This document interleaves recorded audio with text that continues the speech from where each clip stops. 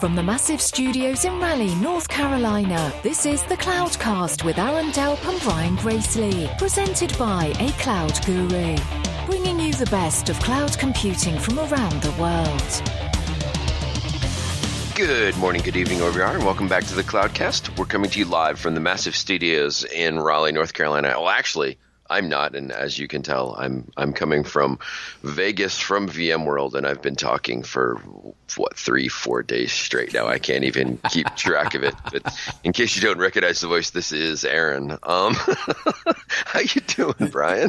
I'm good, man. This is I'm not sure if this is going to be like we set this up as the mid-year thing, and we call it the mid-year show because both of us were basically like completely slammed for the summer. So this is the delayed mid-year show, but this might be the hangover show, the VMworld Hangover Edition, hosted by Aaron Delp. Yeah, and kind of break the illusion with the crowd for a second. We are recording this at 6 a.m.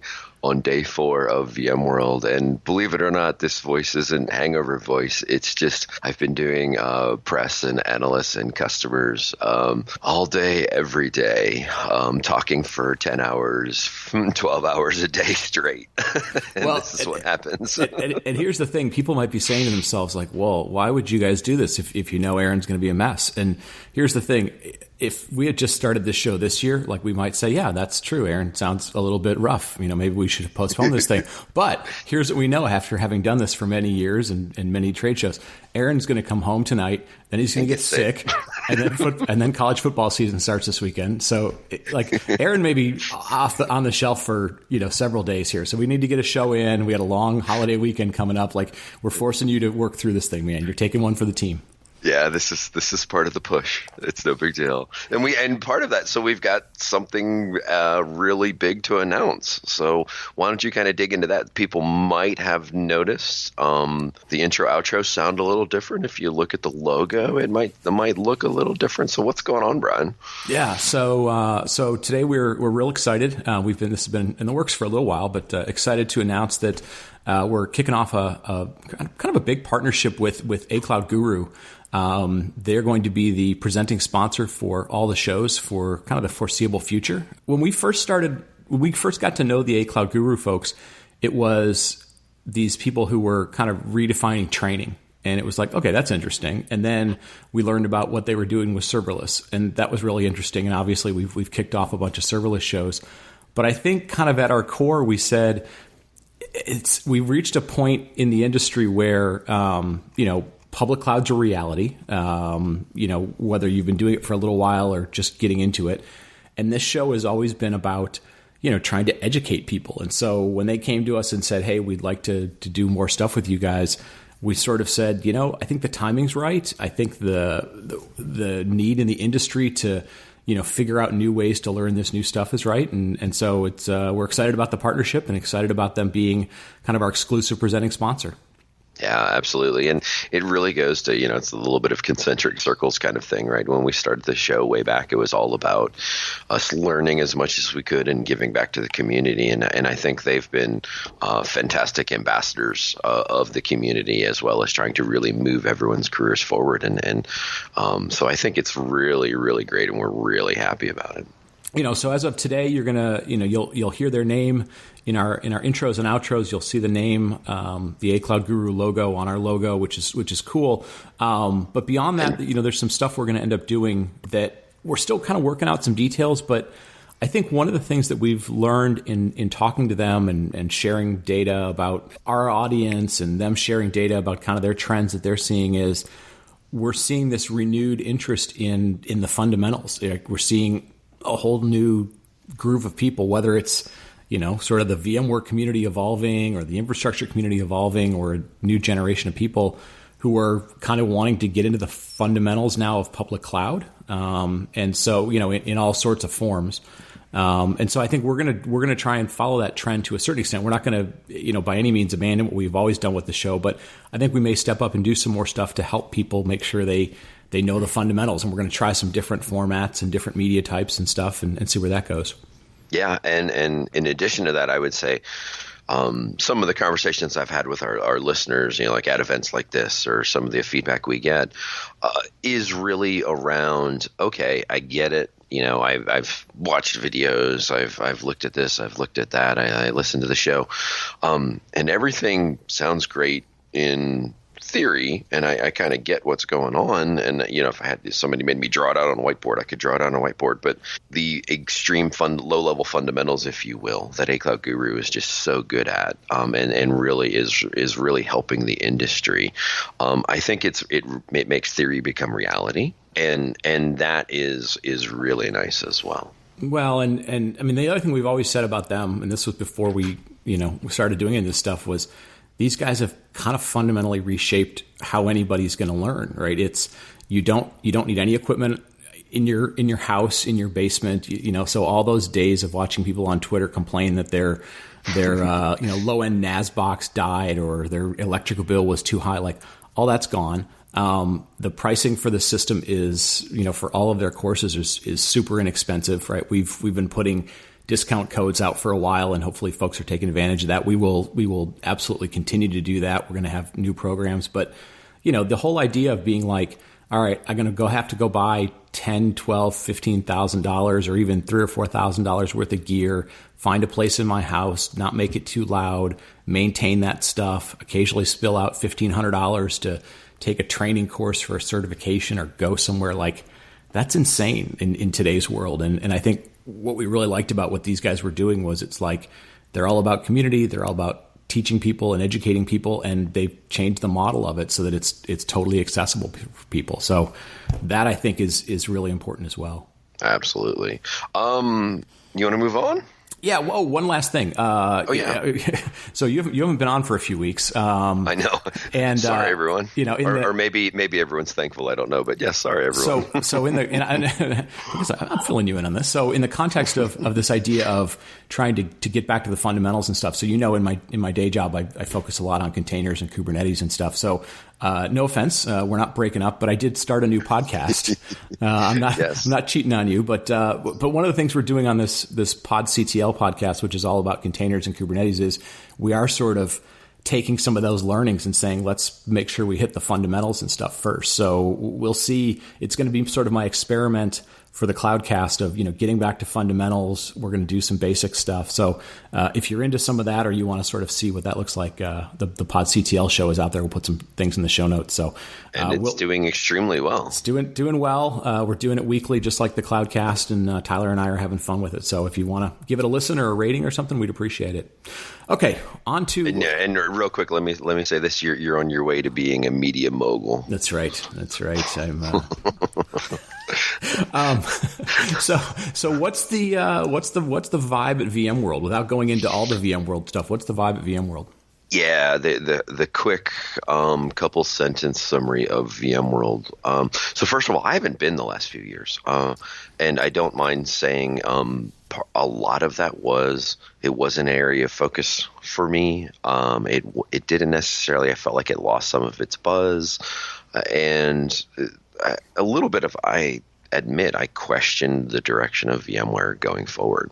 But my job took me here this year, but it's been really, really interesting. Now, don't get me wrong. I didn't get out that much. I didn't get to any sessions, but I was able to attend the first 2 days keynotes, and I was on the show floor a lot, talking to a lot of folks. And the general impression was it was actually interesting this year, shockingly enough. And, we were talking about it before we hit record, and you kind of laughed at that. But it was, when did you ever expect, if you go back and look at the announcements, when did you ever expect AWS to be on stage on day one and Google to be on stage on day two? That is kind of crazy. I mean, mom and dad got new boyfriends and girlfriends, I guess. Right. So and just that alone, and that, and there's announcements, and you can go no man. I don't honestly necessarily want to go into all the announcements or the tech or all of that. So did Andy Jassy show up and go, "I'm the bookstore. Give me all of your applications." That's right. If anybody wants to see both a decent announcement, but a little bit of two CEOs being semi-socially awkward at the same time, go watch that keynote. It was highly entertaining from a body language. Well, it had to be a weird keynote for Pat Gelsinger on day one, because on one hand, like, he loves to tell everybody, hey, I invented the x86 chip, and Michael Dell simply glued them onto motherboards. And then Michael Dell comes out and goes, yeah, well, but I'm your boss. The world has evolved. I'm your boss. And then he has to sit next to Andy Jassy, who basically is trying to destroy his company. And then they talk about this partnership. And so that had to be a weird one. And then the next day he comes out and he's talking to Google, and it is, in the bigger sense of things, we won't even get into the analysis of it, maybe we will down the road, but like the VMware community, as much as anything, has always been a on-prem. And, two of the big keynote slots are, hey, go to the public cloud. Right. It's a new world. Yeah, it's absolutely new. So in that context, and like you said, you didn't get a chance to spend a lot of time with people, like, what was there any vibe from people of like, oh, wait a second, like we now have to pay attention, like from the partners, the kind of core VMware technologists, like, oh, we got to pay attention to the public cloud now, or was it just like another set of announcements? No, I actually, it falls directly in line with, I don't know that I had a customer conversation this entire week where part of that wasn't mentioned.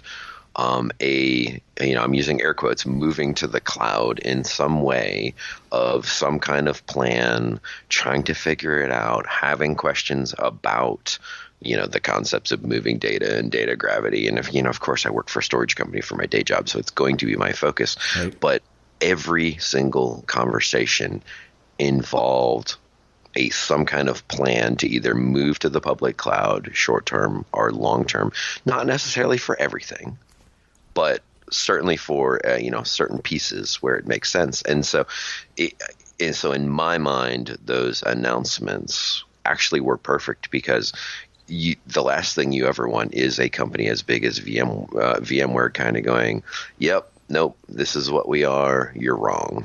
Right. And so if nothing else, it was they were very sensitive to where the customers are going, and I felt like there was a good meet in the middle there, without a doubt. Yeah, no, that was something. I don't know if you'd had a chance to. You probably haven't. Keith Townsend mentioned that when him and I and Stu Miniman talked last week or the week before, and he said, yeah, VMware kind of moves at the pace of customers, and it is interesting because for the last couple of years, VMware has basically been like, no, the only public cloud is the VMware public cloud, or, it's VMware technology. And now they're basically having to go, got to reset on that one. So that one's pretty interesting. I mean, it'll be interesting to sort of, like, I guess if you look for a parallel, when the iPhone came out, right? When the iPhone came out, it was a big deal, but then the reality set in for, even a couple of years, and it was like, well, do I really want to base my business off a mobile device? And, will the call quality be any good? And do I get email on there? And does it do apps? And there was a kind of a prolonged period of time before it became sort of prevalent everywhere. So it makes sense that we're seeing this sort of enterprise delay or enterprise drag or something. We should come up with a buzzword for how long the enterprise delay is behind everything else. Yeah. Yeah. Hey, go ahead. Moving on. Okay. Yeah. We typically have done I'd say twice a year. Yeah. A little bit of look back, look forward kind of thing. And we actually, with the 300 show, really did kind of look back, I would say. Yep. And we kind of realized it in talking, in doing show planning. We're like, we didn't really do a look forward, and we haven't really done a kind of mid-year review. So that's where we are with this. But at the same time, it was kind of funny. We put together, we always kind of put together a Google Doc and put our ideas in there, and we're like, so what do we talk about? Right. Well, what do we talk about, Brian? This was we've got some stuff we'll talk about the technology. The one that jumped out at me was just sort of thinking about kind of, like, okay, we're sitting here today. What does it feel like? It feels like we're sort of in a lull, and give me your feedback on this. Like, I say a lull in the sense of we always tend to focus on, like, there's new technology. We're, kind of geeks at heart. And it feels like we're sort of at a lull in terms of new technology. And what that means is kind of the business side of our industry is taking over. So we're seeing some interesting partnerships. We're seeing, funding go in different directions. We're seeing people, like containers it's 3 years old. It's kind of becoming, it's becoming standardized now. We're seeing Kubernetes has been around for 2+ years. We're seeing on-prem stuff, become all HCI. Like, it feels less about a buzzy, like we're in a dip where it's less buzzy technology, but more people going, okay, how do I alter my business because of technology? Do you get that sense at all? Or you're in the middle, you're in the middle of a product launch, but. Yeah, no, completely agree with you. And think about it this way too. And in our years of doing the show, we've seen kind of the life cycles go from, okay, this is something super early adopter. Heck, it's not even early adopter yet. It's an idea. Then go to the early adopters, then kind of get a bunch of VC funding. Then certain folks make it out of that VC funding. Some of them blow up. Some of them get acquired. You get a stabilization of the market, and you get a commodity at the end. And we've done that entire life cycle for cloud platforms since we've been on the show. We've done it all for containers. I would also argue there was a developer movement in there. I don't want to call it DevOps, but a developer movement and developer funding that has kind of come and gone. We've seen a lot of the public cloud kind of come and go there. And we've seen serverless, and we're in the middle of starting to see some funding for serverless. But I agree, there hasn't been a new front of the next wave yet. And so it's kind of weird because we feel like we've ridden a bunch, and all of those waves have kind of settled, and we're about halfway through the serverless one. And there is absolutely a little bit of what's next. But I'll actually throw it back to you and go, yes, but we've primarily covered emerging infrastructure space. And is that the space going forward? Or is it, like our friend Sam Charrington is doing AI and machine learning podcast, and it's doing amazingly well. And by the way, folks, go listen and subscribe. But, is it we're not in an infrastructure waves anymore? It's going to all about be AI, IoT, machine learning, which we're going to have some things on the show about. Right. But, is that the... Yeah, I think it's a good question. I'll throw two things out. One, I think, the AI machine learning sort of wave is definitely starting to pick up, and people are saying, what's possible. We're already starting to see the articles come out that are the, trough of disillusionment of like, robots are going to take your job, and it's the Skylab, Skynet stuff. But it's also, hey, this is just another 20 years of BS about machine learning. It's not really doing all that much. And so I think that's going to thrash back and forth for a long time, which is going to open a whole bunch of opportunities for people to be either good at it or waste a bunch of time and money. I mean, it'll sort of ask the question of like, is your next machine learning project going to be the equivalent of your first or second generation ERP project, right? The one that cost you $10 or $20 million and lasts 5 years and gets the CIO or CTO fired, or is it the one that's super successful? Or do you have people just saying like, I'm not even doing that, I'm taking the Netflix approach and just going all in on a Google or an Amazon or Azure or something? Right? So I think that's what we're going to see in AI. The other thing I'll throw out, and when I was doing this roadshow with Gene Kim, I was seeing this thing sort of over and over, because we would hear companies that would sit on a panel at the end of these sessions and talk about whatever their journey was. But what it kind of boiled down to me was, if you're a technologist and you're learning this new stuff and all these things, but you're curious enough or you're smart enough to go, I'm going to go think about my business. I'm going to think about like all the steps between my customer getting something, a product or a service, and how we deliver it. And if you're smart enough to look at that whole sort of supply chain or sort of value chain, if you will, and say, can we take a piece out of that? Can we consume a piece of it that we didn't used to do? Can we make, a partnership now be an API? Like, you can become really valuable, right? Kind of interacting the business and the technology. And I think that's what happens when we get these technology lulls, where it's like, look, you've got all the toys and tools that you need right now. Go apply some business smarts to it. And that's the opportunity for technologists. Go play with the toys you have before you get a new one. Exactly. That's right. Everything comes back to being like, treat your IT team like a bunch of 6-year-olds. You have enough toys. I like that. So let's talk about some of the trends we're seeing so far. So we jotted down a few. Yeah. So how are you feeling about Kubernetes and the container space right now? You're certainly much closer to it than I am. So why don't you comment on the first one? Yeah. So I sort of live in it. I think we're seeing, like, I never like to say that anything is one in a technology because it's always ebbs and flows. But Kubernetes is sort of everywhere, and I say that in the context of, like, even in the last couple of weeks, we saw AWS join the CNCF, where Kubernetes is basically sort of the big project. Microsoft is doubling down on Kubernetes. We've seen Oracle making announcements around that. We saw Pivotal and VMware make an announcement about Kubernetes with Google this week. So I think in terms of kind of the container orchestration standards, and this doesn't mean Docker Swarm is dead or Mesosphere is dead, but I mean we are seeing kind of all the big vendors, save one or two, and all the public cloud vendors are getting behind Kubernetes, which from that perspective, I think is good. At least rallying around a standard. I know there's gonna be some people who go like, hey, OpenStack, don't everybody did that too, and maybe if that community doesn't run itself well, it could become the next OpenStack. I feel like because this is more application focused, it's got a stronger base. The community is less kind of dominated by certain personalities and drives that maybe OpenStack used to have and stuff. So, but the net is it feels like right now Kubernetes is sort of the leader in that space, and it'll be interesting to watch the next year, because if every vendor is involved with that, now you get into the classic, like where's the project stop, where do the products start, what's interoperable, and that's a big area for people to focus on.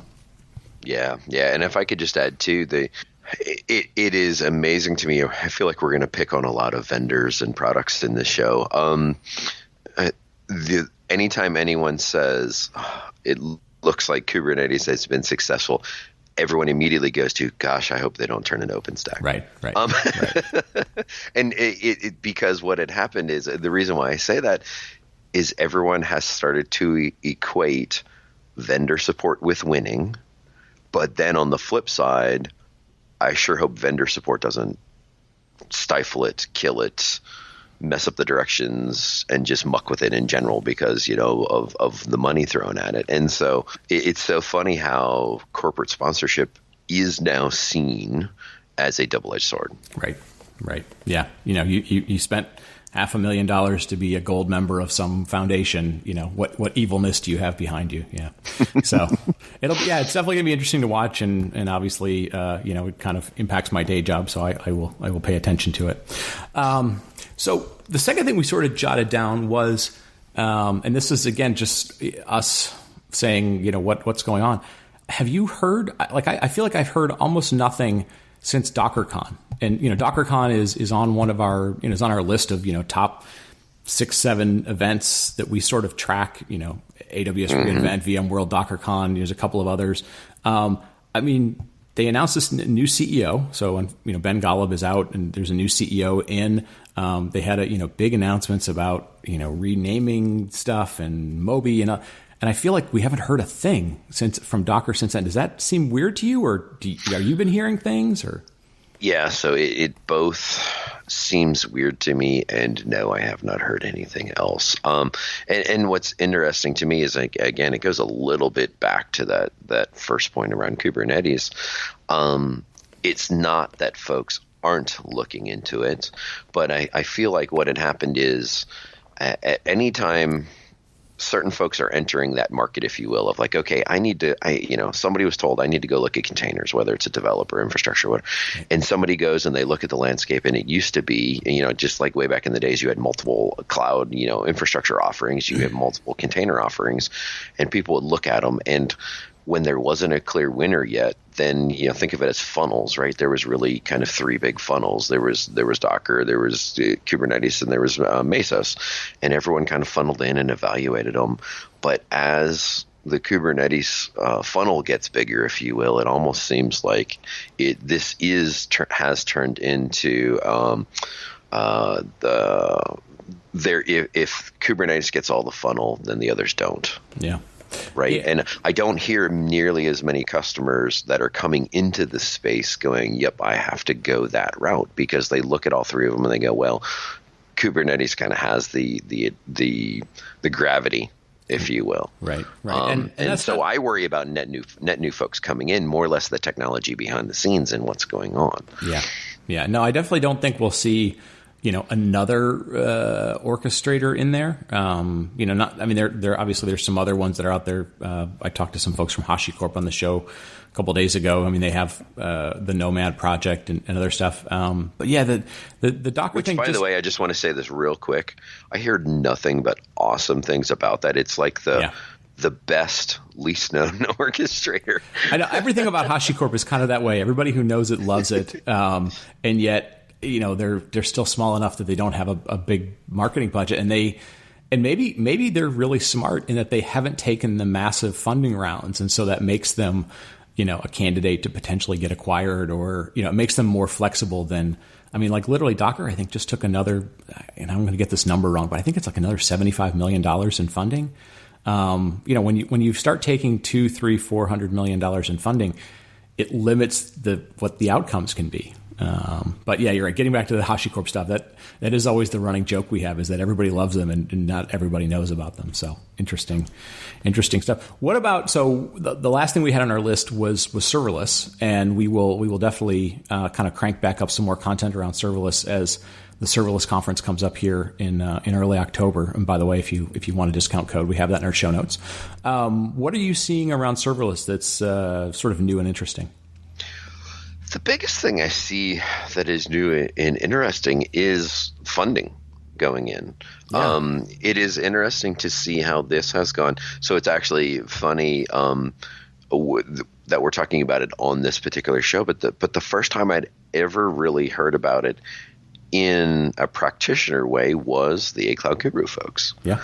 And it's gone from that to this emerging architecture to an extremely probably overhyped buzzword, and then it turned into a hated buzzword because it was an overhyped buzzword, and then now we're saying IO pipe, Skipbox, Iron IO, moving over to Oracle, and then there was this one, and I didn't even follow it, and I didn't even know who it was, and then I sent you the Twitter DM when I saw it, these Databricks, and getting like 140 million, and they're calling themselves serverless data science and AI, and I'm like, wow, you hit all the buzzwords in one pitch. Right. Yeah, so it's and I don't know them, and I would love to get them on the show, and I don't want to disparage them too bad, but I was just like, I just kind of rolled my eyes. I was like, wow, okay, right. Yeah, it's I guess the good news is the folks that come on our show tend to get funding. I don't know if that's just coincidence or whatever, but hint, people. But yeah, the other thing I have noticed is the big data thing. Like Google is starting to do this. If you follow some of the Google big data people or data services people, they're starting to call their stuff serverless. And so, yeah, I think serverless is definitely going to go through a thing where they stop arguing about, are there servers under the covers, and they start arguing about, the definition of serverless as to, how much you do provision or don't provision and don't have to worry about. But yeah, the Databricks thing was sort of funny, but it's not unique, because I've seen, like we saw Google at the Google Next conference talking about, well, this is sort of essentially serverless because you don't provision anything. So that's serverless. So maybe serverless just becomes, provisionless or something along those lines. I don't know. Yeah, we shall see. So we also saw that, it's one of those like tech blending into the real world here very much. Amazon acquiring Whole Foods. Yep. And getting back into retail markets. What's your thoughts about all that? I mean, I completely admit all I just pictured, it was somebody put it on Twitter. It was like this Whole Foods, and then with like a second story, and all it was like the drone the drone hangar, if you will. Well, and it was interesting because I think it was interesting for a couple reasons. I mean, it was a big deal. It was like $10 billion. It got announced like a quarter ago. It already closed. Amazon's already putting Echoes into the Whole Foods stores, and they're already cutting the prices of like avocados, and has people freaking out because there's, the avocados are selling out and all this stuff. But it does start to don't mess with people's avocados. I know. It does become the beginning of the tipping point of, where does the physical world and the technology world or the cloud world start to intersect, right? We're seeing it in, kind of the driverless cars, and, you hear like Ford's name as much as you hear Tesla, but you also hear it as much as Google. We see Amazon getting back into physical stores, and because, the reality is some people actually like physical stores, or there's things like groceries, which, are perishable and you can't wait 3 days for Prime to deliver it. I think it's going to be interesting. I think the flip side of it that got announced this week is Target announced that they're pulling out of AWS, right? So, and we'd heard that before. We'd heard retailers were very worried about having their online presence in AWS. I think there was also an announcement of Walmart doing some stuff with Google. But I think we're going to see a lot of sort of thrashing back and forth between, do I be in the physical world? Do I get in the cloud world? And for all we know, that may end up being, a big thread for this show for the next 2 or 3 years. It's just kind of that whole back and forth of, who's your technology provider? Who's your grocery store? Yeah. And I won't say customers or even spaces, but I will say I talked to 2 customers this week who, because of this, are investigating pulling out of AWS. Yeah. Yeah. No, it was very real world, and it had nothing to do with the technology. It simply had to be with being worried about their movement into this space. Well, and look, we're not making any sort of claims. AWS to please don't sue us. We're not making any claims of saying like, look, they're looking at people's data. We're not implying that, trying to. But at the same time, the running joke on this show is always, don't be a platinum partner at AWS if you're a provider. And part of the reason we say that is because, AWS or anybody could have some awareness of how successful your thing is doing. And, if you're looking at how much you're paying somebody for the number of servers, you can kind of go, oh, well, they must be doing reasonably successful. Let's go dig into that business a little bit. And I think it's, companies not wanting to give away any money or not even money, any intelligence to somebody who has proven that they're not afraid to go into any market. Yeah. So, definitely interesting. So the other thing and this is sort of a question, and we don't do this enough, asking our audience what they want to hear from us, but we'll wrap it up on this last question because we're trying to figure out, where do we go forward? And obviously we've got a whole bunch of shows lined up, but, in terms of the direction, we've never really focused on sort of SaaS applications. And one of the things that I hear from people all the time is, hey, my existing applications, we're getting out of that stuff, our ERPs, our healthcare, our human resources, all this sort of, behind the scenes things. And we're moving those to SaaS. And then I had an interesting conversation with a venture capitalist the other day, and was sort of enlightening me about all the different vertical segments of markets where SaaS has 20 offerings and all these different things. Like, the question to our audience is should we focus on some of these SaaS things? Not so much purely the technology behind them, but, do you guys want to know more about, SaaS offerings in the automotive industry or the construction industry or whatever? Is that an area that you guys would like to see us dig into?